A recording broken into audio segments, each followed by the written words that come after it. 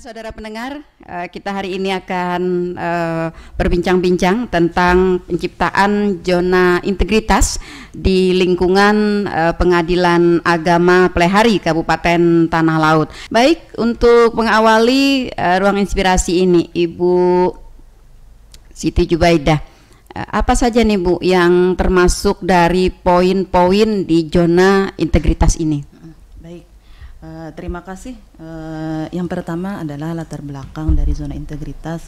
Kita ketahui Bu ya, korupsi ini kan di negara kita itu sungguh sangat memprihatinkan, ya. Menjadi wabah ya. Iya, betul. Wabah. Dan bahkan itu sampai ke lini berbagai kehidupan kan, sampai kepada yang paling bawah. Iya, betul. Di tingkat pusat, daerah, dan juga sampai tentunya terkhusus juga di lingkungan pengadilan ya. Nah, oleh karena itu beranjak dari itu, kemudian Mahkamah Agung ini berupaya secara konsisten untuk melakukan pembangunan zona integritas di lingkungan peradilannya, termasuk di pengadilan agama. Iya. Kalau dari segi definisi atau pengertian zona integritas itu, zona itu kan wilayah Bu ya, atau daerah. Nah, kalau integritas itu dengan bahasa yang sederhana itu ada jujur. Jujur atau menjunjung tinggi nilai-nilai luhur dan keyakinan yang baik. Jadi zona integritas itu ada wilayah atau daerah khusus yang secara konsisten dan berkesinambungan menjunjung tinggi nilai-nilai kejujuran dan nilai luhur. Nah, itu. Karena di beberapa media kita melihat bahwa berapa banyak baik dari pemerintahan dan sebagainya gitu ya Bu, yang tertangkap tangan OTT oleh KPK. Nah, dan melalui ini kemudian diawali dengan wacana Pak Presiden juga bagaimana lembaga pemerintahan di birokrasi ini menjadi wilayah yang bebas dari korupsi, kolusi, dan nepotisme. Nah, itu. Kemudian kalau ruh sebenarnya zona integritas itu ada dua aja sebenarnya Bu. Yang pertama yaitu bagaimana mewujudkan tata kelola pemerintahan yang bersih, yang baik, yang bebas dari korupsi, kolusi, nepotisme, suap, pungli, dan lain-lain itu. Kemudian gratifikasi. Kemudian yang kedua itu bagaimana terwujudnya peningkatan kualitas pelayanan publik. Jadi dua hal ini sebenarnya yang intens di pembangunan zona integritas. Itu. Iya, kalau kita melihat dari tujuan dari dua ruh ini mewujudkan tata kelola pemerintahan yang baik yang bebas dari korupsi, kolusi, dan nepotisme tersebut. Nah, lalu apakah pada sebelum kita melakukan penciptaan terhadap zona integritas ini ada hal-hal yang mungkin dirasa menjadi sebuah penghalang atau penghambat untuk tata kelola pemerintahan yang bersih ini, Bu? Oh iya, baik Bu. Tentu saja dalam pembangunan zona integritas ini diawali oleh ada yang namanya pencanangan pembangunan zona integritas. Nah, khusus kalau di Pengadilan Agama Plehari itu kita telah melaksanakan pencanangan pembangunan zona integritas sejak awal tahun di Januari 2019 dan alhamdulillah kemarin juga dihadiri oleh para unsur Forkompinda dan juga alhamdulillah dihadiri oleh Pak Bupati waktu itu. Jadi sebelum itu instansi melakukan pembangunan zona ini ada pencanangan dulu. Pencanangan itu Bu semacam komitmen lah, komitmen bersama untuk mewujudkan bahwa instansinya ini instansi yang memang bersih, bersih dari korupsi, kolusi, gratifikasi, suap, pungli, dan sebagainya.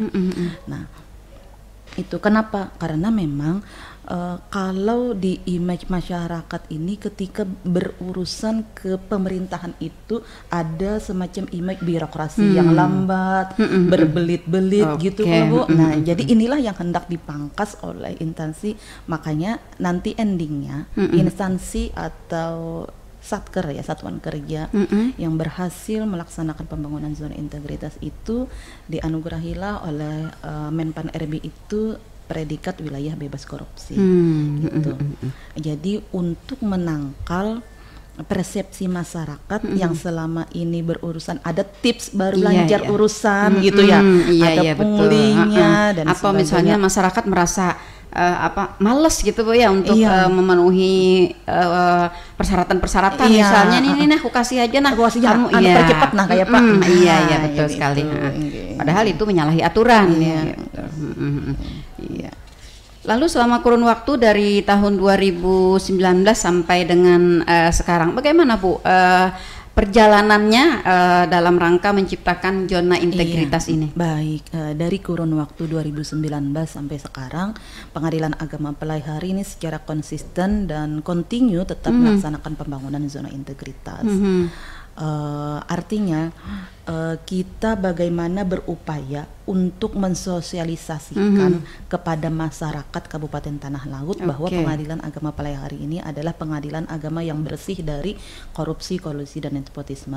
Dan kemarin Bu, baru saja hari Jumat kemarin bertepatan dengan hari ulang tahun Pengadilan Agama Pelaihari 1 April 1976. Jadi kemarin Pengadilan Agama Pelaihari berumur 46 tahun. Bertepatan dengan hari ulang tahun kemarin kami public campaign mensosialisasikan, kalau jadi istilah sekarang nih, memviralkan memviralkan bahwa Pengadilan Agama Pelaihari ini pengadilan agama yang bersih dari KKN tadi. Nah, alhamdulillah itu sudah terlaksana, dan alhamdulillah juga dengan bantuan teman-teman kami kemarin ada sedikit lah saling berbagi dengan masyarakat, walaupun sedikit kami enggak melihat banyak minat dan niat untuk saling berbagi dan mengasihi itu.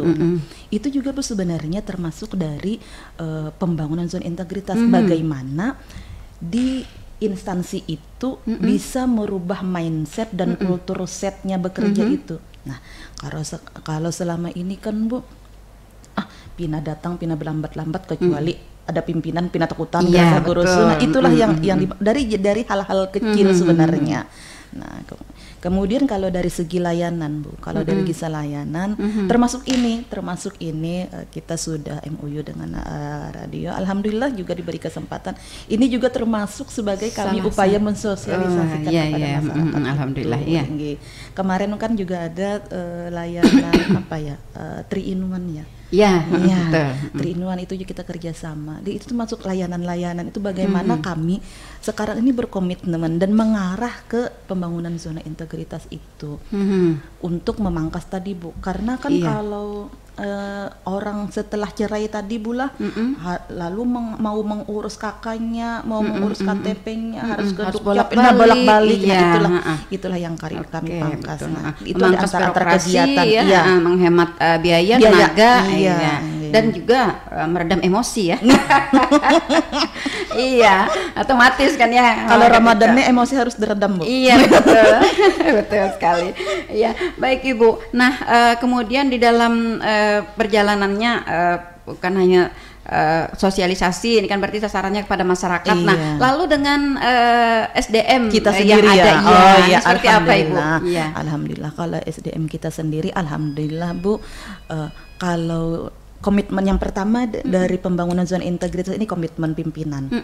Bagaimana komitmen pimpinan ini berkomitmen bisa menggerakkan timnya, bersama-sama Bu bersama-sama untuk melakukan pembangunan zona integritas. Saya contohkan di kecil saja di contoh kecil saja. Yang pertama, kita setiap hari Kamis itu Bu, untuk merubah kultur set dan mindset tadi Bu kita memberikan asupan rohani lewat keagamaan. Kita setiap hari Kamis itu alhamdulillah sholat asar berjamaah. Setelah sholat asar berjamaah kita ada yang namanya Bu cemilannya. Bu, cemilan itu akronim dari ceramah 5 menitan. Nah, itu adalah sebagai upaya atau langkah kami, saya pimpinan, untuk memberikan perubahan kultur set dan mindset kepada anggota saya. Karena biasanya Bu, orang ini lebih mudah untuk kita rubah lewat jalur agama. Itu yang pertama.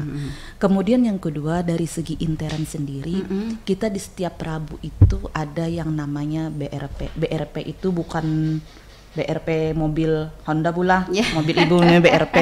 BRP itu briefing Rabu pagi.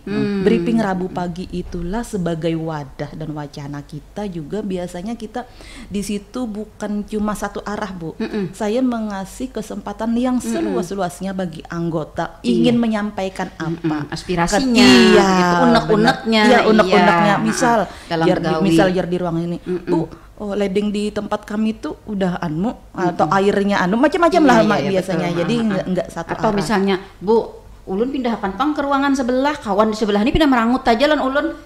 Pindah kada nyaman muha dilihatnya. Iya. Nah, jadi itu termasuk upaya-upaya kita ke dalam.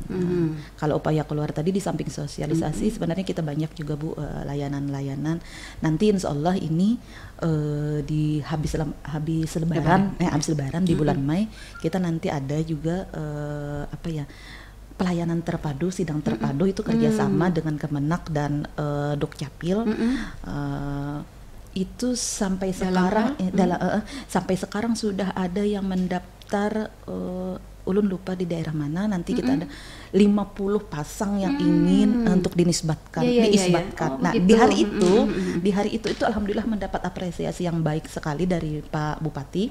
Di hari itu, Bu, pasangan yang telah kami isbatkan itu langsung memperoleh buku nikah, kakak dan akta kelahiran anaknya. Buku tabungan, Bu. Iya, coba buku tabungan gitu ya. Cuma tabungannya doang, gak ada isinya. Iya. Oke, bagus sekali ya. Nah, lalu dengan SDM-nya masih dengan SDM di lingkungan pengadilan agama sendiri, adakah, Bu, pelatihan-pelatihan yang dilakukan mungkin oleh Kanwil gitu atau pelatihan di pusat gitu untuk memantapkan jiwa mereka agar komitmen yang mereka ucapkan, yang mereka tanda tangani gitu ya, benar-benar mereka dapat melaksanakannya gitu. Baik. Itu kita ada secara berkala, Bu, monitoring dan evaluasi. Jadi monitoring dan evaluasi di samping di dalam kita sendiri tadi, Bu, ya, ada di tingkat kami itu di tingkat banding, Bu, Pengadilan Tinggi Agama itu sebagai kawal depan Mahkamah Agung. Nah, setelah itu ada lagi, Bu, di tingkat badan pengawasan itu juga sebagai perpanjangan dari Mahkamah Agung. Mereka inilah yang selalu memantau dan mengawasi. Jadi kan biasanya kalau saya gitu, Bu, kita ini sebenarnya kerja ini diawasi loh, diawasi oleh pimpinan di tingkat sini, kemudian diawasi ada di tingkat banding provinsi, diawasi oleh badan pengawasan. Kata saya biasanya dengan anggota ada lagi loh satu yang lekat benar dengan pengawas. Siapa, Bu, katanya Rokib Atid, Allah Subhanahu wa taala ketawa. Kata saya kan itu paling dekat pengawasannya. Jangan dengan Pak Kanwil takut gitu ya. Padahal yang dekat ada. Jadi itu biasanya. Jadi itulah yang biasanya saya tanamkan ke anggota. Jadi kita selalu dipantau dan itu konsisten, Bu. Tiap bulan nanti kita ada dipantau. Ini bagian ini SDM Pengadilan Agama Pelai hari ini terhadap kegiatan atau pembangunan secara rutin ini. Iya, secara rutin. Oke, betul sekali. Karena begini, namanya manusia ya, Bu, ya. Hati manusia itu kan bisa terbolak-balik. Ya. Benar hari sekali, ini Bu. kuat komitmennya ya. Suatu ketika nanti apakah dia menghadapi masalah atau apa begitu, sehingga kekuatannya itu goyah begitu ya. Ketika ada tumpukan yang menggiurkan, dan di saat itu butuh, kita dalam keadaan butuh kan, misal, Bu, ya, misal itu dia. Ini nih lagi anak mau daftar ulang nih gitu ya, misal lah. Ketika butuh lalu ada kesempatan di situ, itulah biasanya yang sedikit tergelitik keimanan tergelitik keimanan. Atau misalnya karena ini kan lagi viral juga nih yang penjualan online gitu ya, iklan-iklan masuk di dalam HP kita gitu. Ada kayaknya yang pengen banget dibeli nih, tapi uangnya nggak ada. Lalu ada yang menawarkan. Pun lah pian mantap lah kasih akan dong. Betul sekali. Oke. Selain daripada itu, Bu, selaku pimpinan ya, Ibu sendiri mohon maaf, pasti dong segala sesuatunya kan orang berpanutnya kepada pimpinan begitu. Bener, Bu. Iya. Ibu tuh menyuruh akan aja, tapi sidin kadang menggawi. Pander aja. Iya, betul sekali. Seperti apa, Bu, Ibu? Kalau saya, Bu, ini tipikal orang yang suka mengajari dan suka mentransfer. Sehingga ketika ada suatu kebijakan, baik kebijakan itu dari kita atau kebijakan dari pimpinan, saya lah orang yang pertama mengajarkan kepada mereka, ayo kita. Makanya boleh ditanya anggota saya, saya itu jarang sekali Bu duduk yang di belakang meja. Hampir jalan sini, di ruangan sini, nanti bukan semata-mata mengontrol kan Bu ya, tapi untuk lebih mengakrabkan kita dengan bawahan. Dan saya lebih banyak menggunakan komunikasi informal Bu. Komunikasi komunikasi informal itu kadang saya datangi. Sudahkah yang kemarin yang hasil kita rapat dilaksanakan? Gitu. Jadi sering itu. Jadi nggak mesti setiap kebijakan itu rapat. Ketika kita pelorkan dalam media-media formal atau resmi. Saya lebih ke suka personal Bu, lebih suka personal. Karena kadang-kadang begini, ada yang ketika dalam rapat karena orangnya banyak gitu Bu ya, malu-malu gitu atau takut gitu mengeluarkan pendapat. Tapi ketika berduaan dengan Ibu, curhat deh dia. Benar. Iya betul. Gitu. Bagus.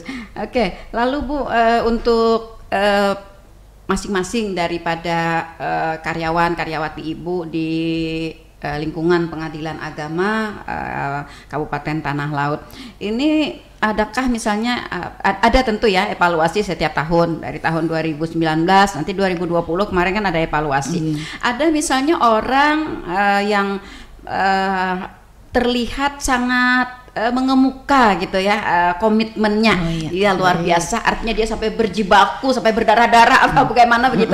Nah, apa nih Bu upaya dari pengadilan agama untuk mempertahankan agar komitmen dan upayanya itu tetap berjalan dan dapat diikuti oleh yang lainnya seperti itu? Baik, dalam pembangunan zona integritas itu kan Bu ada 3 area ya, ada 6 area. Area yang pertama itu manajemen perubahan, yang sebut manajemen perubahan tadi ya, di dalamnya termasuk ada bagaimana kita semuanya dari unsur pimpinan sampai ke anggota yang paling bawah itu mempunyai mindset dan kultur set yang bisa berubah tadi, itu yang pertama. Bahkan saya sering dengan anggota saya kayak gini, seandainya ada kucing atau tikus di kantor kita, dia juga harus mempunyai kultur set dan mindset yang berubah, kata saya kayak gitu. Nah, kemudian yang kedua, area yang kedua itu masih dalam pembangunan zona integritas, yaitu penataan sumber daya manusia. Kemudian yang ketiga penataan tata laksana, kemudian yang keempat itu penguatan pengawasan, kemudian yang kelima peningkatan kualitas pelayanan publik, dan yang terakhir itu peningkatan akuntabilitas. Nah, terkait dengan misal ada tipikal atau person yang mempunyai integritas yang tinggi, komitmen yang tinggi, itu Bu tentu itu kita masukkan ke dalam area mindset kultur set tadi, area 1 tadi. Bagaimana dia atau si person ini mampu tampil atau menjadi model bagi anggota yang lain gitu ya. Nah, di dalam pembangunan zona integritas itu Bu, si model ini, si person ini dijadikan sebagai agen perubahan.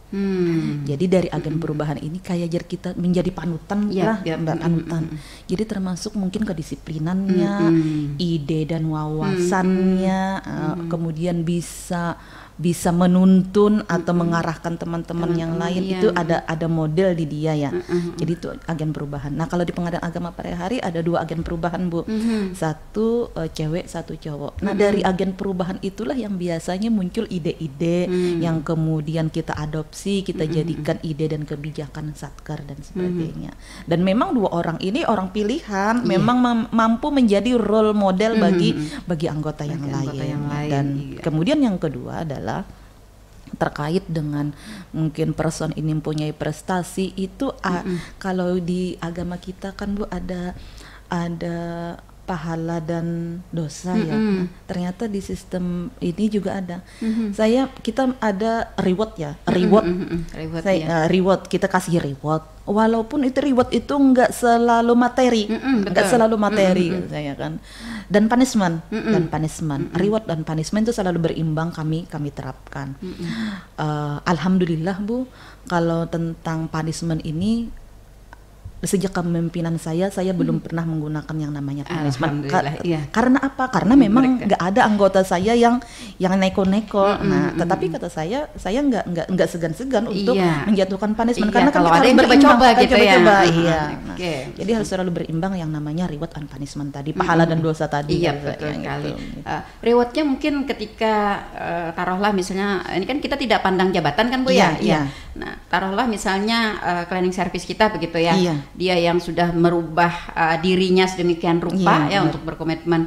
Nah, dalam evaluasi ternyata dia memang benar-benar mempunyai nilai yang sangat tinggi gitu ya dalam komitmen dan lain-lainnya. Nah, apakah juga dia misalnya ditampilkan, misalnya kalau di perusahaan-perusahaan kan ada foto kan Bu ya, pegawai terbaik hari ini begitu, atau pegawai terbaik bulan ini begitu, tahun ini, seperti itu, bagaimana? Bener Bu, bener ada fotonya. Kalau Ibu mau jalan ke teman, ada foto, ada foto dua orang itu yang tampil di layanan publik. Jadi ini loh agen perubahan kita yang mampu merubah. Kalau itu kan bagus itu. Ada. Itu melebihi daripada diberi misalnya uang atau materi gitu ya. Kalau uang kan habis Bu ya. Iya, nah kalau itu kan sebagai sebuah penghargaan yang sangat tinggi kepada dirinya. Jadi begitu. di samping fotonya juga dipampang gitu ya, kemudian kita kasih piagam penghargaan dan kita selalu tampilkan bahwa inilah yang jadi agen perubahan di Pengadilan Agama Pelaihari gitu.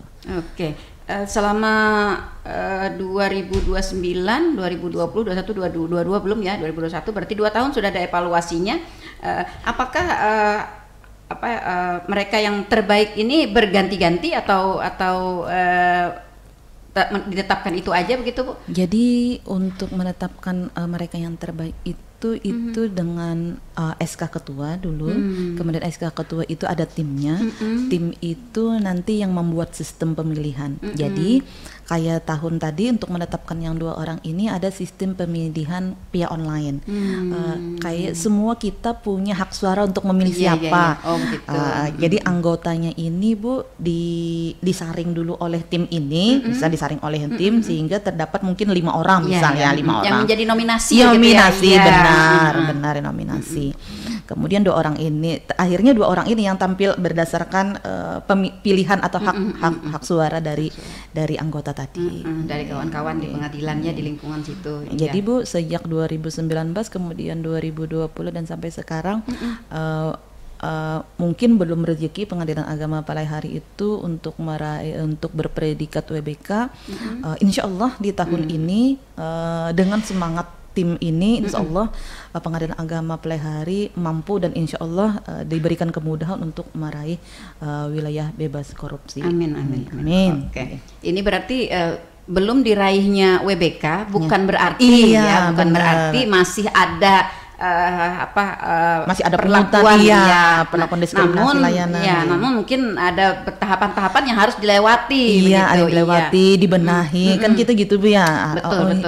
Ini ternyata dari kegagalan kita. Ayo kita benahi bersama. Ini ternyata tahun kemarin ternyata komitmen kita belum kuat nih.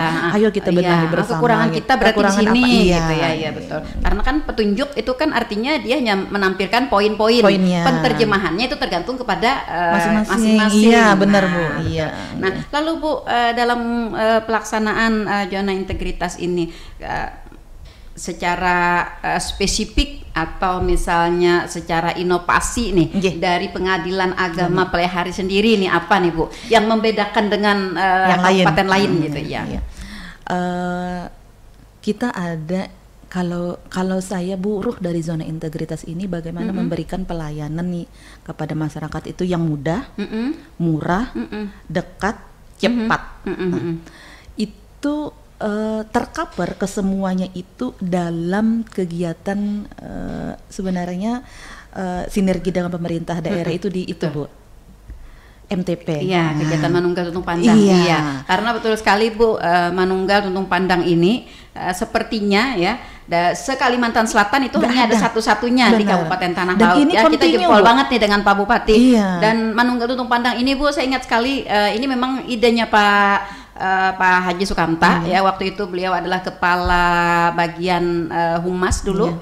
Dan saya adalah salah satu kasih anak buah beliau itu. Nah ini bersama dengan Bupati pada waktu itu yang menciptakan program ini dan ternyata memang program ini adalah program yang diakui sampai ke nasional kemarin sampai kita juga mendapatkan beberapa penghargaan. Iya betul sekali. Jadi itu layanan. Jadi artinya Malah kalau kita, makanya saya bela-belain Bu, tim saya harus ada di setiap jadwal itu. Kenapa? Karena kayaknya masyarakat itu sudah punya, kalau ada kegiatan Manunggal Tuntung Bandeng, kita bisa deh nanti tanya-tanya apa dengan pengadilan agama, atau tanya apa nggak punya Pudika dan sebagainya. Saya melihatnya di sana. Kemudian di samping Manunggal Tuntung Pandang tuh, itu rutin Bu ya, rutin itu sejak tahun berapa, setiap hari Jumat ya dengan Pak Bupati. Kemudian kita juga ada yang namanya sidang luar gedung. Sidang luar gedung itu dan bebas biaya Bu, bebas biaya. Sidang luar gedung itu biasanya juga kita di hari Rabu biasanya Bu, dan itu kita tetapkan di satu kecamatan, di satu desa biasanya kita yang datang ke sana. Jadi masyarakat itu Bu, tanpa harus datang ke pengadilan agama, karena kita jemput bola istilahnya, mulai dari pendaftaran kita datang, nanti kalau sidang lagi kita datang lagi, gitu. Jadi itulah yang kami lakukan. Di samping mungkin itu kan Bu, inovasi non aplikasi ya, non aplikasi. Karena apa? Kami menganggap bahwa yang namanya inovasi itu tidak mutlak harus berbau aplikasi, tidak kali ya kan?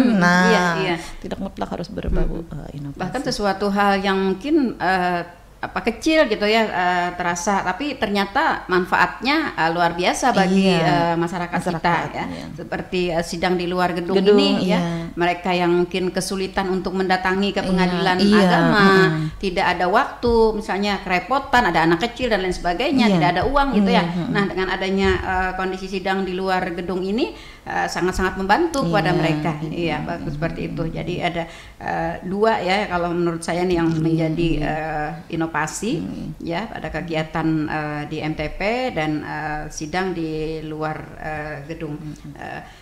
Kemudian Bu, untuk pelayanan, karena kita kan sudah mensosialisasikan nih, artinya masyarakat kita ini kan sudah terlanjur sayang dengan pengadilan agama, karena mereka sudah terlanjur tahu bucin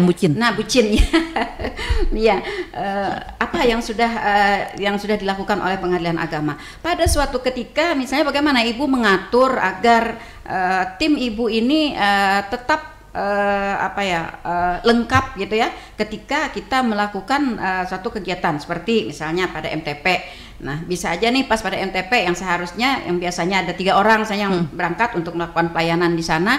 Nah, tiba-tiba pada MTP berikutnya atau MTP minggu ini nih hanya ada 1 gitu kan, yang lainnya Bu ulun pas ini pas nah. Nah, ini bagaimana nih Bu teknik-tekniknya Ibu untuk mensiasati hal-hal seperti ini? Kalau MTP itu kan ada jadwal khusus Bu ya, jadwal khusus.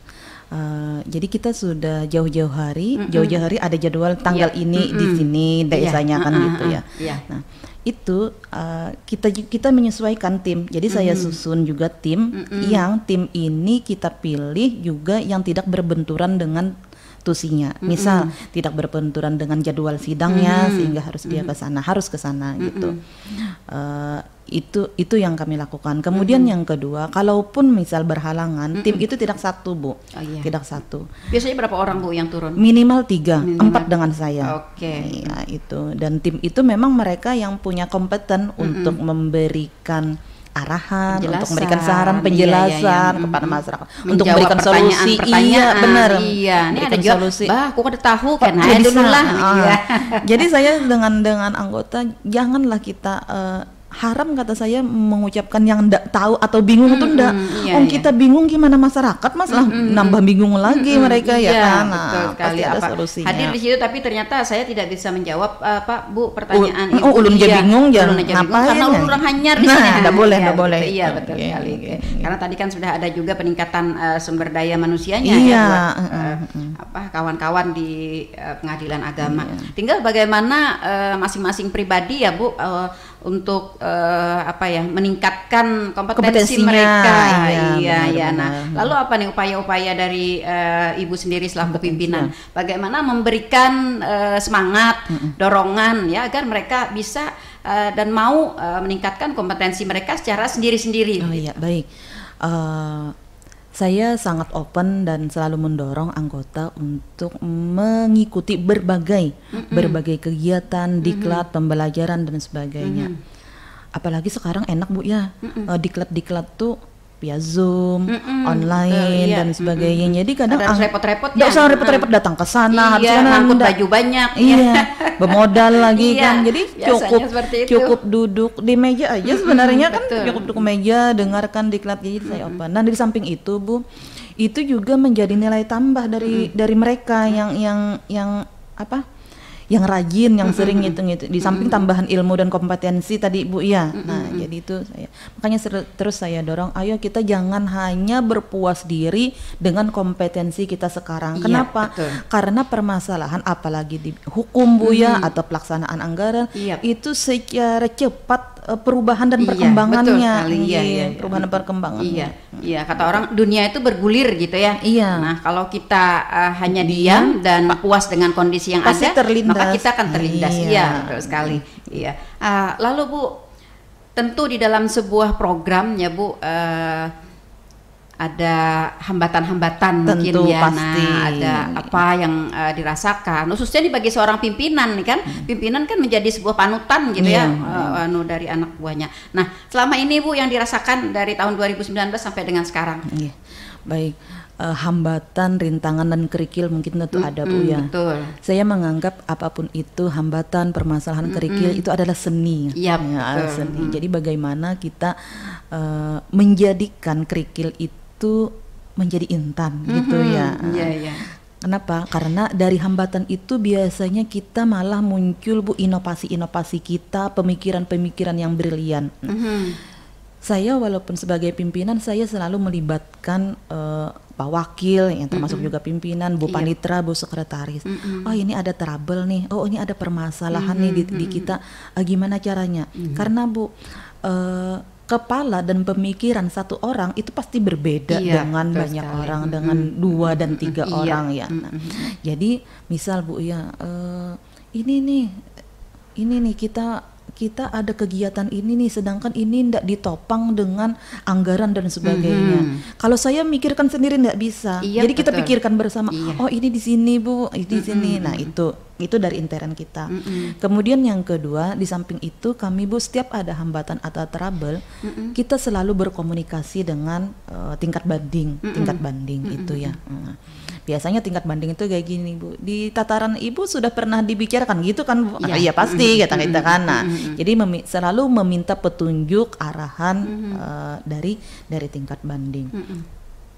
Kalau dari saya yang dalam kurun waktu ini Bu, hambatannya kadang saya melihat gini aja, masyarakat itu masih merasa kesulitan, kalau kita bilang masih masa kesulitan datang ke pengadilan agama Pelaihara dengan jarak dan sebagainya itu ya Bu ya. Apalagi kalau melihat pengadilan tuh kayaknya kayak menakutkan ya bagi masyarakat mungkin. Apalagi kalau memang mereka hanya sebatas hendak bertakun aja kita bilang, meminta informasi dan sebagainya itu. Nah makanya dari hambatan itulah yang saya tadi kerikil problem tadi, kami itu justru memacu kami untuk berinovasi. Makanya dari itu misal Bula, dengan hambatan dan jarak tadi, kami ada layanan via WA, via Zoom juga. Tapi Zoom ini siang Bu, Zoom ini siang. Kalau kenapa jadi siang?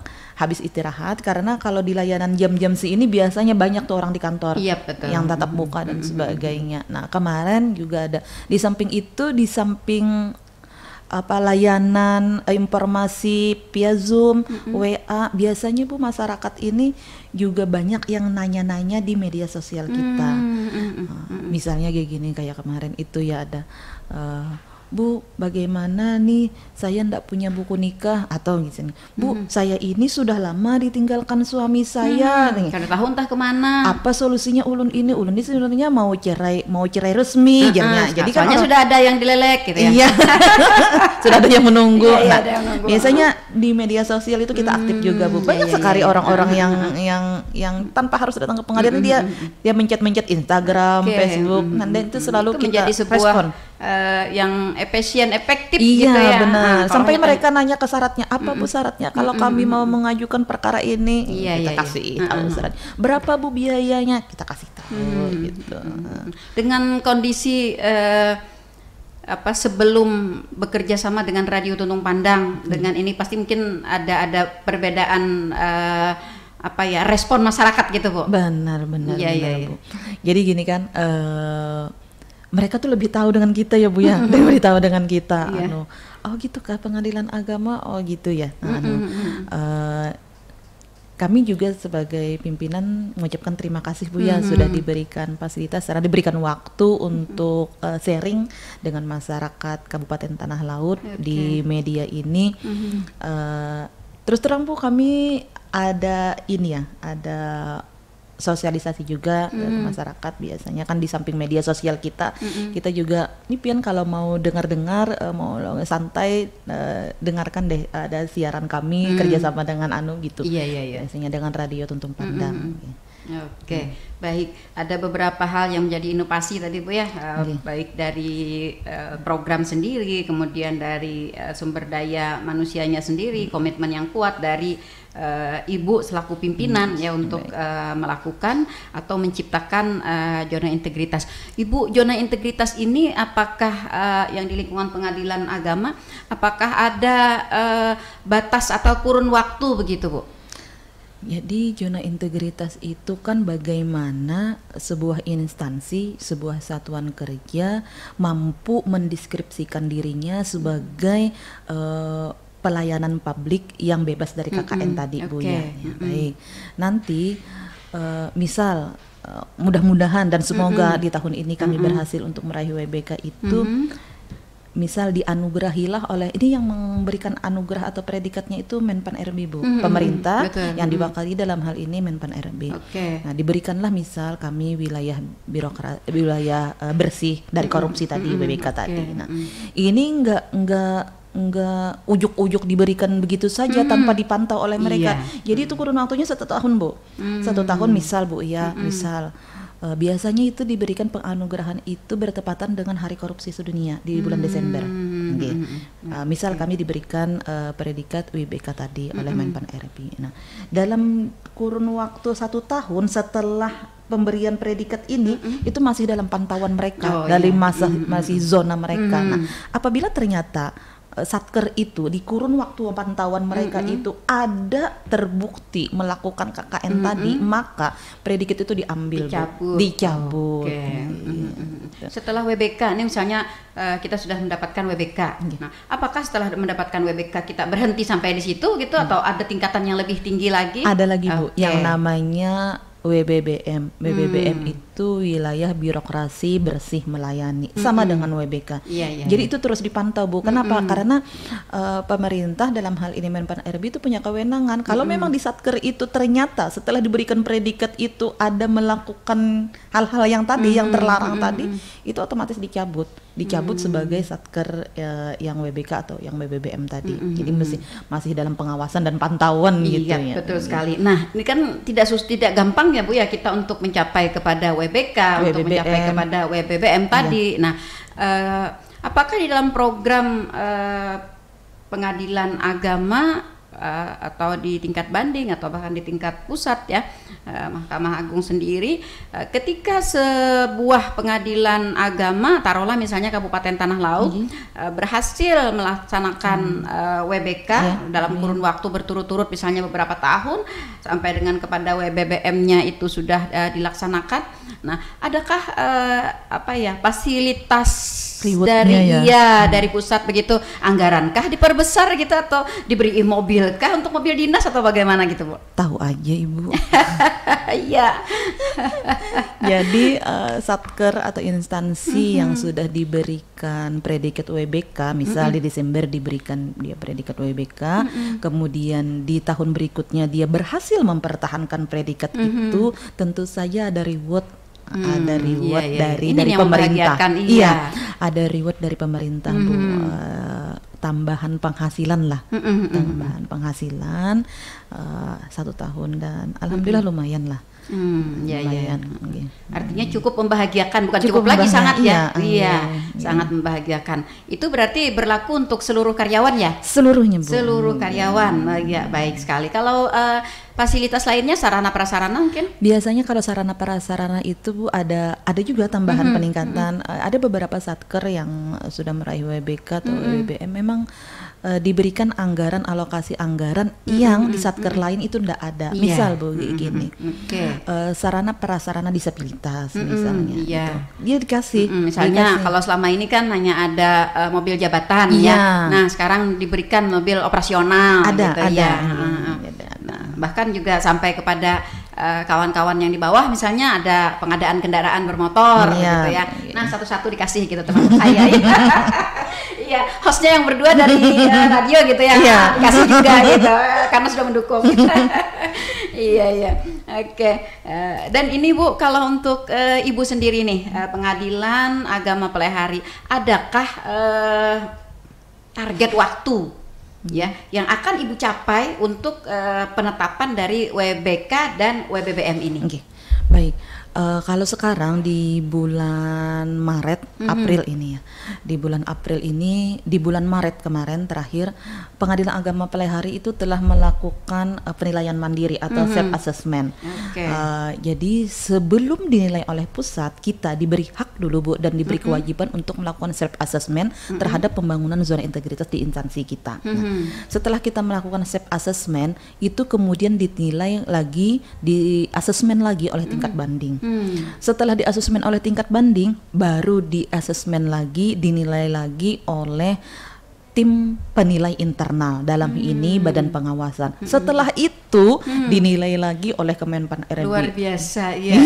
Endingnya di Kemenpan RB. Endingnya di gawang terakhir, yang gol terakhirnya. Jadi kita dulu self assessment, kemudian di tingkat banding, kemudian di Badan Pengawasan, itu namanya tim penilai internal juga, kemudian terakhir di TPN. TPN ini Kemenpan RB, tim penilai nasional Kemenpan RB.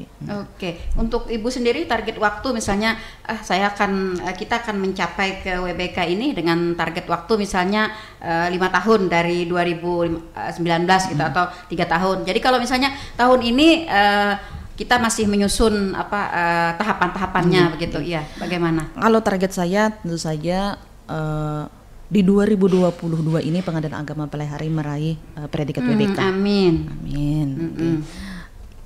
Di 2022. Amin. Iya. Jadi tahapannya sudah. Iya. Jadi ini sudah kalau tahapan tadi ada 4 tahapan Bu ya. Tahapan pertama sudah tadi self assessment, kemudian ini masih dan sedang dalam proses tahapan kedua, asesmen dari pengadilan tingkat banding. Iya.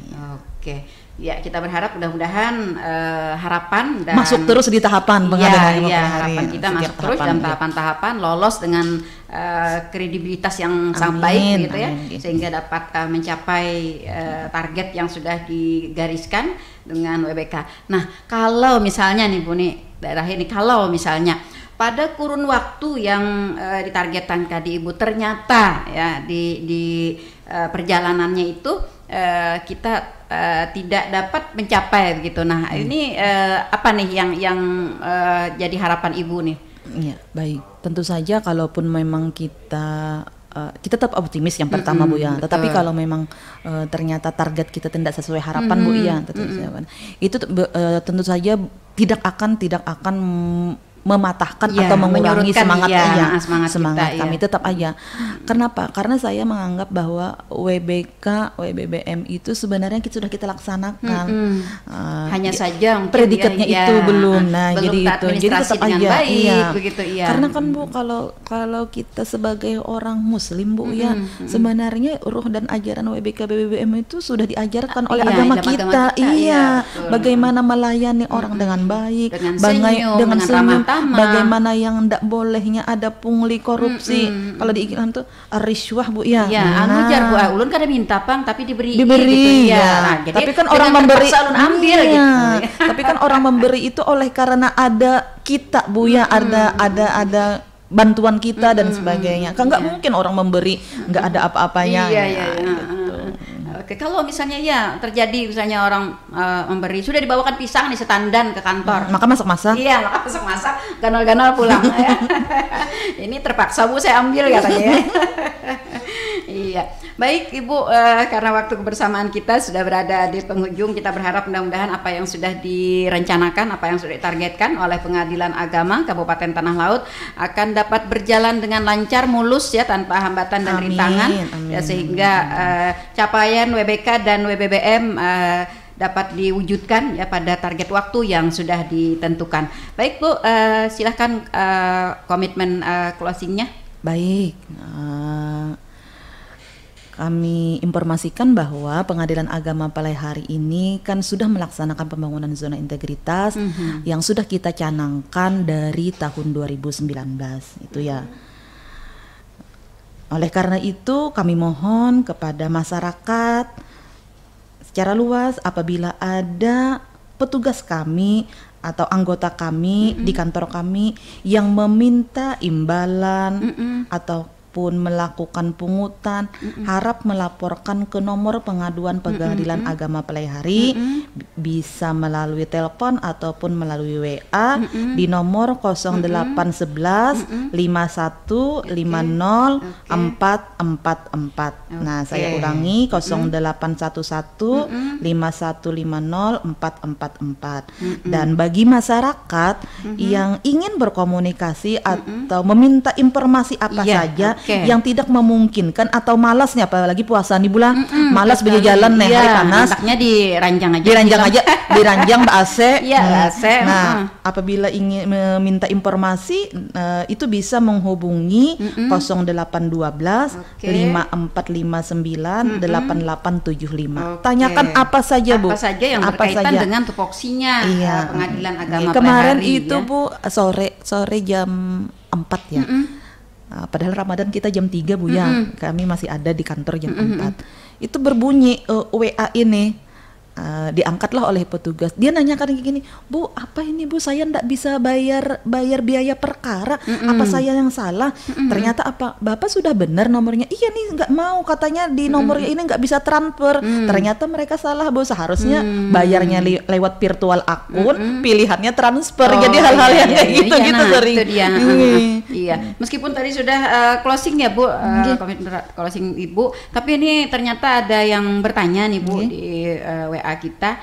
Nah, bagaimana kalau buku nikahnya hilang? Nah, apakah nikah lagi ya Bu?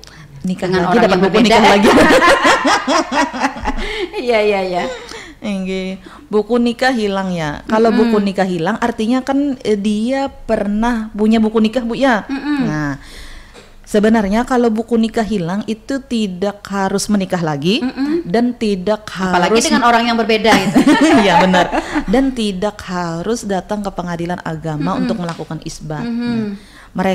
Untuk mereka yang buku nikahnya hilang itu cukup bisa melapor ke kantor urusan agama kecamatan yang mengeluarkan buku nikah, misal ke kecamatan apa sih nih Bu, Jorong misalnya. Jorong. Ya Batu Ampar nih Bu. Batu Ampar ya. Iya, Mas Anto di Batu Ampar. Nah, misalnya ini dia dahulu menikah tercatat di kantor urusan agama kecamatan Batu Ampar nih. Datang ke kantor sana. Datang ke kantor sana, Pak, buku nikah saya hilang. Nah, biasanya diganti oleh kantor urusan agama itu dengan duplikat kutipan akta nikah. Itu kekuatan hukumnya sama dengan buku nikah.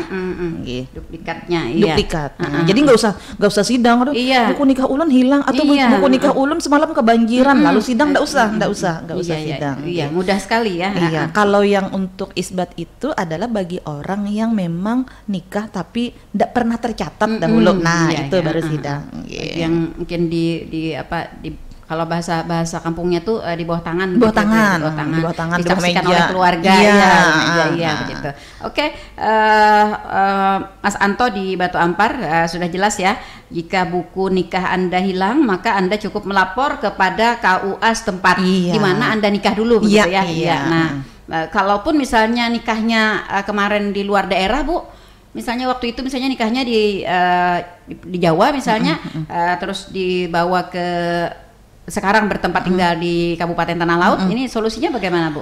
Itu tetap aja Bu, karena dahulu tercatatnya pernikahan itu termasuk di register KUA itu, sehingga yang punya pencatatan pernikahan mereka adalah kuah Kuah setempat yang itu, bersangkutan. iya, Iya, kuah iya. yang bersangkutan. Beda halnya ketika dia ndak punya buku nikah, lalu ingin mengajukan isbat nikah, itu baru di tempat mana dia berasal. Misal kayak gini Bu, dia dulu menikah di Jawa ya, nikah siri atau di bawah tangan tadi. Sekarang dia berdomisili di sini Kabupaten Tanah Laut. Maka dia mengajukan isbatnya di pengadilan agama. Ndak harus yang di pengadilan agama yang mereka menikah dulu. Iya, iya. Ndak. Oke, Ya, nah gitu. seperti itu ya Mas Anto ya, dan sahabat-sahabat inspirasi dari Radio Tutung Pandang. Untuk buku nikah yang hilang dapat melapor kepada KUA di mana Anda menikah pada awalnya.